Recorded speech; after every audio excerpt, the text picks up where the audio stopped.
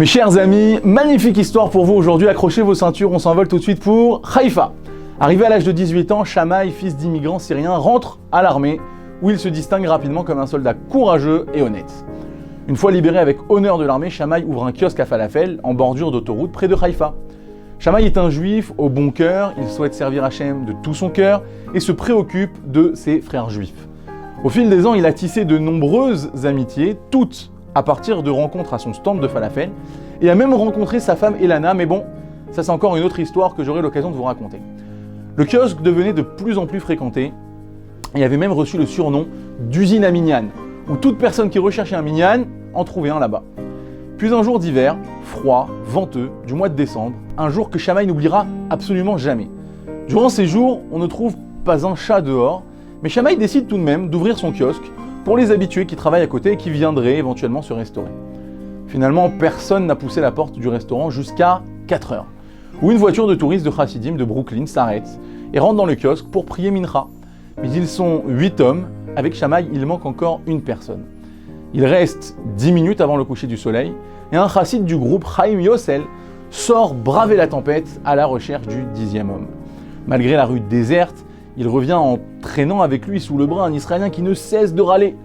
Le sabra sans kippa, avec une longue queue de cheval, n'a pas l'air du style à prier avec un minyan. Mais c'est un homme juif et techniquement, il convient aux critères. « Que voulez-vous de moi ?» dit-il. « Mais pourquoi vous me tirez ici ?» Et Chaim Yossel lui répond en faisant un signe du ciel « Minché, Minché, le ciel va bientôt s'assombrir et nous devons prier. » « Alors, priez sans moi, lui dit-il. Je n'ai pas de temps pour ça, se met encore à grogner Ouri, cet Israélien qui désormais s'apprête à sortir. S'il te plaît, fais-nous une faveur. Nous avons besoin d'un minyan. Et les chassidim essayent encore désespérément de le supplier de rester. Il dit, mais c'est pour ça que vous m'avez tiré jusqu'ici, parce que vous voulez que je vous fasse une faveur. Alors Ouri était vraiment dégoûté, il dit, je sais même pas qui vous êtes. Sentant la crise approcher, Shammai, le propriétaire donc de ce kiosque de falafel, se lance dans l'action. Il sourit à Ouri et se présente comme le propriétaire du kiosque et lui dit « Puisque c'est un jour tellement froid, j'aimerais t'offrir un déjeuner et un café chaud sur le compte de la maison. » Ouri sourit. Cet homme qui a l'air agréable a l'air de parler sa langue. Soudain, il a plus hâte de partir. « Que voulez-vous que je fasse ?» lui demande-t-il. « Écoute, on a besoin de toi pour être le 10e homme pour prier Mincha. » Lui répondent les chassidim qui étaient maintenant soulagés. Alors l'Israélien lui répond, Ouri lui répond, mais Mincha, mais qu'est-ce que c'est? Il lui donne un cours sur la prière et lui explique simplement qu'il n'a pas besoin de prier, simplement rester debout pour faire partie des 10. Ouri se met à l'aise et avale son falafel, son sandwich que Shammai s'était empressé de lui apporter. Il observe ensuite les hommes faire leurs préparatifs pour la prière. Soudain, alors que le chazan commence la tfila par Ashrei Yoshvei Betecha, une autre voiture s'arrête avec 2 hommes religieux dedans. Ils rentrent d'un rendez-vous également à la recherche d'un minyan. Mincha, Mincha, se sont mis à demander. Et Chaim Yossel leur fait signe de les rejoindre, venez, venez. On a déjà minyan, et il dit à Ouri, tu peux partir, on a déjà minyan, merci beaucoup. Mais Ouri, étrangement, semble réticent.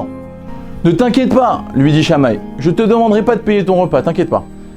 Tu étais prêt à faire une mitzvah, une bonne action, et c'est ce qui compte. Ouri affiche alors un large sourire tout en finissant son repas, embrasse Shammai chaleureusement et part. Le minyan continue, les chassidim achètent des pitotes falafel et retournent à leur voiture. Plus tard dans la nuit, Shammai se sent étrangement excité en réfléchissant aux événements de la journée. Quelque chose de merveilleux s'était passé. Un mincha en commun qui avait rassemblé un groupe d'hommes d'horizons complètement opposés. Dommage qu'Ouri ne soit pas resté, s'est-il dit.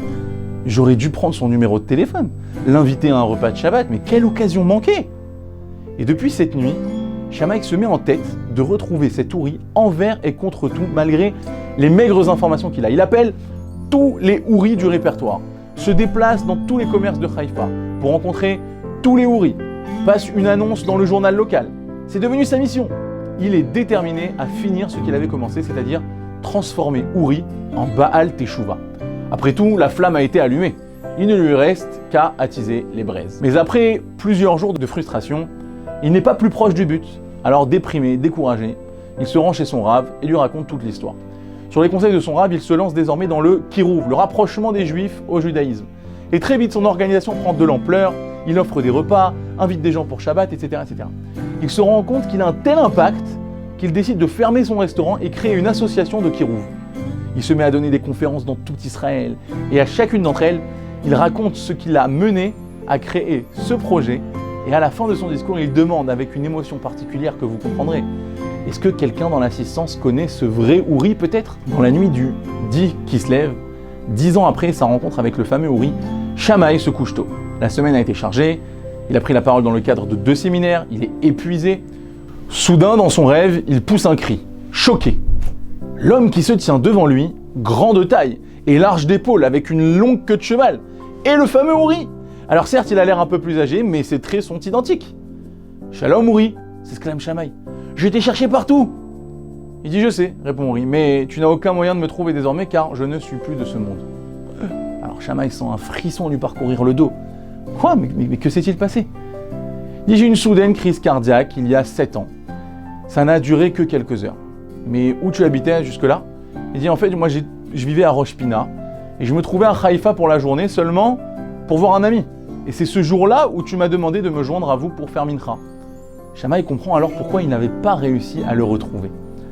Il dit « Mais pourquoi m'es-tu apparu maintenant ?» Alors Uri lui répond « Je voudrais juste te remercier. Parce que grâce à toi, j'ai eu la permission d'entrer au Gan Eden. » Alors Shammai écoute Uri, captivé, lui raconter ce qui s'est passé après sa mort. Et il lui raconte « Voilà, lorsque je suis arrivé devant le tribunal céleste, j'avais un misérable lot de bonnes actions. Je n'ai pas grandi dans un foyer stable, et une fois libéré de l'armée, j'ai sombré dans le monde de la drogue et du crime. Alors, arrivé devant le tribunal céleste, mon sort était d'avance scellé, j'étais terrifié, j'étais certain que c'était la fin. Mais soudain, alors qu'ils sont sur le point d'émettre le verdict, on m'attribue une seule bonne action, le mincha que j'avais prié avec vous ce fameux jour il y a 10 ans. Alors Shammai lui dit « Mais tu n'avais finalement pas prié avec nous de mémoire ?» Il dit « C'est vrai, mais tu vois, c'est l'intention qui a compté. J'avais accepté de faire partie du minyan et j'ai reçu tout le mérite de cette fille-là sans même avoir prié. J'ai dû expier mes fautes pendant 7 ans, mais à présent, grâce à ce mincha, mon âme a été purifiée. Je suis sur le point d'entrer au Gan Eden, mais j'ai eu la permission de venir d'abord te rendre visite et je voudrais te remercier. C'est toi qui m'as donné le mérite de gagner la vie éternelle. » Pendant de longues années, par la suite, Shammai partagea ce merveilleux rêve avec son public en terminant par cette question passionnée. Qui peut mesurer la valeur d'une seule mitzvah, ou même l'intention de faire une mitzvah, et sa récompense dans le Olam Haba? Je vous invite à y réfléchir. Shabbat Shalom à tous.